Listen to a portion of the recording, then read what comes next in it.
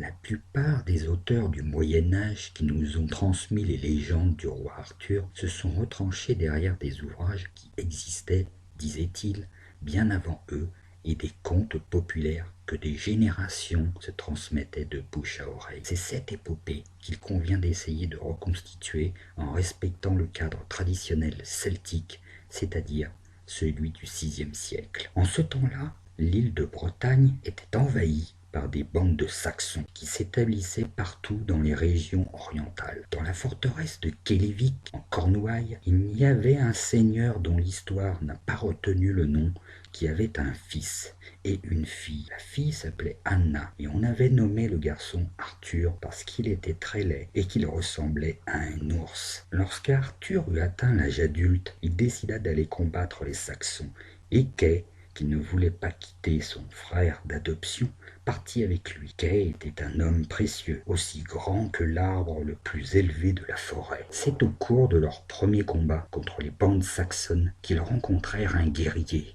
qui ne manquait pas d'allure, bien qu'il fût manchot. Il s'appelait Bédiver. Un jour, ils arrivèrent sur les terres de Marc. Son neveu Tristan avait demandé au gardien d'aller porter un message à son amoureuse Iseux, femme de Marc, et il gardait le troupeau de porcs pendant ce temps. Arthur, Kay et Bédiver essayèrent de s'emparer des porcs, pensant que Tristan se laisserait distraire, mais celui-ci bondit sur eux, l'épée à la main, et les mirent en fuite. Arthur avait fini par constituer une petite troupe de guerriers dont il louait les services à tous les rois et seigneurs qui avaient besoin de guerriers.